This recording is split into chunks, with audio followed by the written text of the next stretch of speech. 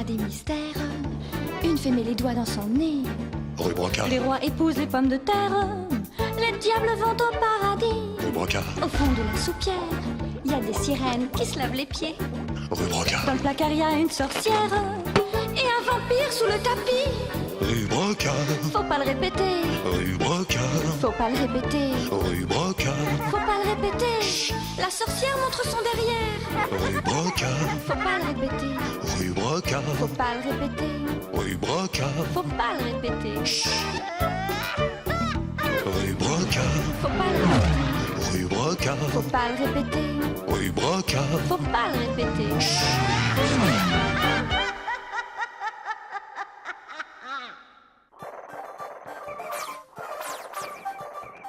Bachir, tu as rangé ta chambre? J'ai pas le temps, papa. J'ai mes devoirs à faire. Et qu'est-ce que tu attends pour les faire, tes devoirs? Je peux pas. J'ai ma chambre à ranger. Incroyable, non? Vous avez déjà vu un esprit de contradiction comme ça, monsieur Pierre? Peut-être. Je pourrais vous raconter l'histoire du diable aux cheveux blancs, par exemple. Oh oui, monsieur Pierre, raconte. Il était contrariant, ce diable? Non, ça n'était pas lui. Raconte. Dans une petite ferme vivait une femme. Elle faisait toujours le contraire de ce que voulait son mari. Quand il disait blanc, elle disait noir. Et quand il disait rouge... Elle disait vert. C'est ça. Toujours le contraire.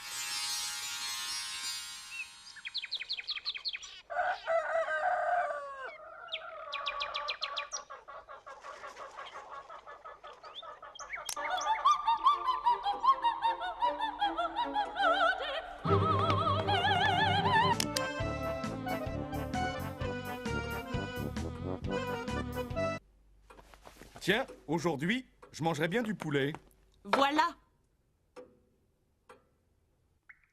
Monique! Tu veux bien me passer mon caleçon? Tiens, Camille.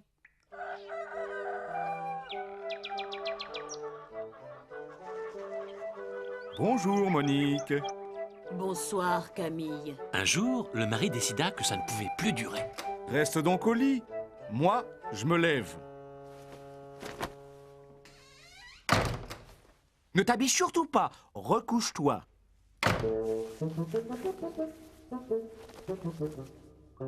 Ce matin, je vais faire un tour. Tout seul.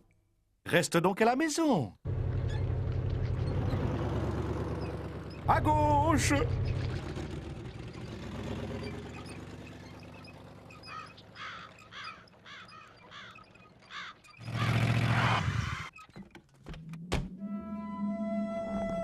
Ne t'approche pas. Reste derrière moi. Surtout, ne fais pas un pas de plus.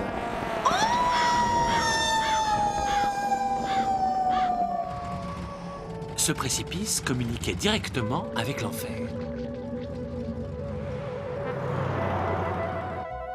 Popom, pop, popom, popom, popom, popadam, padam, popom, podam, popom. Voilà. Là. Pom, popom, pop, popom, popom, popom, popadam, padam, popom. Oh. Popom, popom, popom, pop, popadam, popom. Oh, oh, oh. Qu'est-ce que... Bon sang! Non! Suffit! Un jour, il se demanda s'il n'avait pas eu tort d'envoyer en enfer cette pauvre Monique. Au fond, il trouvait qu'elle n'était pas si mauvaise que ça, qu'elle avait des qualités. Monique! Eh oh! Attends, Monique! Je vais te tirer de là! Contrariante comme elle était, sa femme n'allait sûrement pas attraper le bout de la corde. Il n'avait pas pensé à ça. Pourtant, la corde s'est immédiatement tendue. Accroche-toi! Tiens bon, Monique! Là! C'est bon. Parfait. Mais... Monique? Qu'est-ce qui t'est arrivé? Content d'en être sorti. Merci. Qui êtes-vous? Belphégor, démon de première catégorie. Merci de m'avoir tiré de cet enfer. Imagine qu'il y a un mois, une femme nous est tombée d'ici. Une femme contrariante, terrible, épouvantable, qui nous fait enrager jour et nuit. Diable! Tu l'as dit. Ouais, qui était d'un beau vert, comme tous les démons, tu m'as vu? Je suis devenu tout blanc à cause d'elle. Ça donne à réfléchir. Moi qui venais la chercher, justement, La chercher? c'est ma femme. Ta femme? Et tu venais la chercher? Bah oui, j'ai besoin d'elle. Pour le ménage, la cuisine, la lessive, le balai. Arrête! Pour l'amour de la terre, ou du ciel, ou de ce que tu voudras, laisse-la en bas. Mais j'ai besoin d'elle pour... Écoute, pour te remercier de m'en avoir délivré, je vais faire ta fortune, et ton bonheur aussi. Tu n'auras plus jamais besoin d'elle. D'accord? D'accord. Comme ça, d'accord.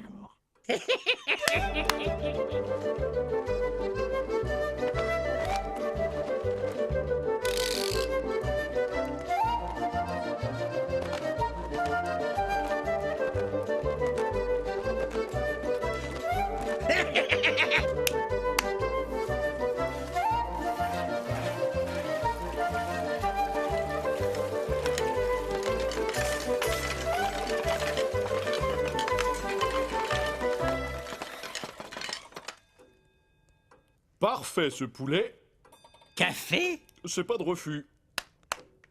Parlons de choses sérieuses. Tu connais Alice? La fille du maire? Ouais, elle est belle. Tu veux l'épouser? Impossible. Tu vas voir si c'est impossible. Approche. Écoute-moi bien. Mais qu'est-ce qu'elle a exactement, la fille à monsieur le maire? Elle a déjà vu 15 docteurs et pas un qui comprend quelque chose. Malheur! Une si belle petite... Tenez, en voilà encore un docteur. Il vient de Paris. Sa française! Alors, qu'en pensez-vous, professeur? Il faut immédiatement la mettre au régime. Au régime? Mais elle a rien mangé depuis 10 jours. Qu'est-ce que c'est encore? C'est le Camille, monsieur le maire. Qu'est-ce qu'il veut? C'est rapport à mademoiselle Alice. Ma fille? Votre fille a un démon dans le corps, monsieur le maire. Et moi, je peux le mettre dehors. Tu chasses les démons maintenant, Camille? J'en ai jamais chassé, mais celui-là, je le chasserai. Et que veux-tu en paiement? Si je la guéris, je l'épouse. Tu manques pas d'air, toi. Qu'en pensez-vous, professeur? Oh, moi, vous savez, je suis un scientifique. Ce genre de pratique me laisse, comment dire... Oui, c'est ça, c'est bon, c'est bon. Après tout, on risque rien. Et c'est toujours... Sors, Belphégor. Sors, Belphégor.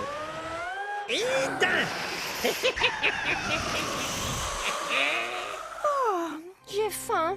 Je mangerais bien une cuisse de poulet. Ma fille! Ma chère petite! Mon gendre! Camille épousa la fille unique du maire et devint l'homme le plus heureux du village. C'est tout? C'est fini ton histoire? Non, le diable revint voir Camille et lui dit « Maintenant, tu vas devenir le seigneur le plus riche du royaume et tu seras reçu à la cour du roi. » À quelque temps de là, on apprit que la fille du premier ministre était tombée gravement malade. Vous êtes tous des ânes, des charlatans, des incapables. On ne passe pas! On ne passe pas, reculez! Qu'est-ce que vous Mais qu'est-ce que c'est que ce chahut? Un peu de silence, enfin! Il y a une malade ici! Qu'est-ce que tu veux, toi? Je viens guérir ta fille! Que demandes-tu comme salaire? Je veux devenir le seigneur de la province la plus riche. Et aussi, pouvoir assister aux fêtes de la cour. Tu ne manques pas de culot! Mais j'aime ça. Vas-y. Mais guerre à toi si tu ne la guéris pas. Sors, Belphégor. Et de deux!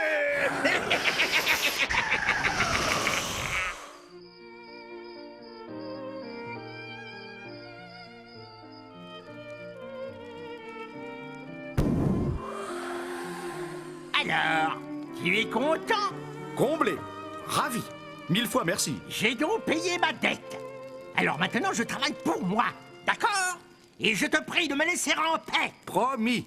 Tu n'entendras plus jamais parler de moi. Alors, adieu! Maintenant, plus rien ne peut troubler notre bonheur. Ouvrez! Au nom du roi, ouvrez! Majesté, que me vaut l'honneur? Ma fille est malade, mon ami. Aucun de ces ânes ne sait la guérir. Il paraît que tu chasses les démons. Moi? Non. Enfin, pas vraiment. Comment ça? Tu as guéri la fille de ton maire, la fille de mon premier ministre, et tu refuserais de guérir la fille de ton roi? Je voudrais bien voir ça. C'est que, voyez-vous, votre majesté, je n'y suis pas pour grand-chose. Un coup de chance. Enfin, je veux dire, 2 coups de chance. Ne sois pas si modeste, voyons. D'ailleurs, ça n'est pas compliqué. Si tu ne guéris pas ma fille, je te fais écorcher vif, couper en morceaux, et je confisque tous tes biens. Ta femme n'aura plus qu'à retourner dans son village. Garde.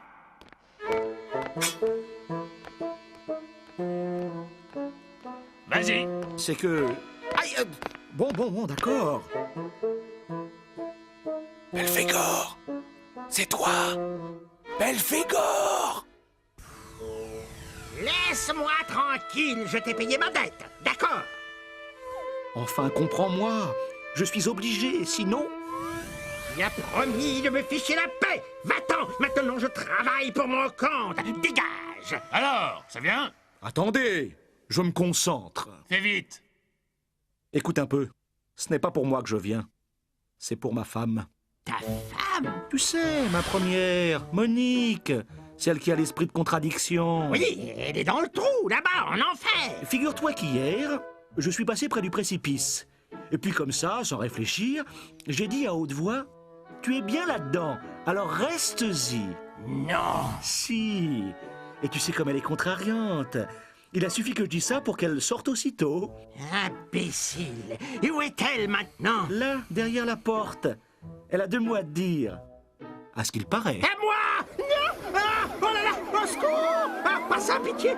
Laissez-moi sortir. Je veux sortir. Je veux sortir. Je veux sortir. Au secours.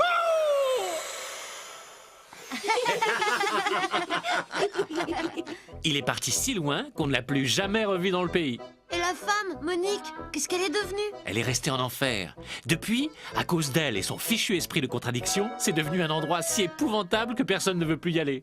Et là, l'histoire est finie? Oui, tu peux retourner à ton jeu, Bachir. C'est que je dois ranger ma chambre et faire mes devoirs, monsieur Pierre.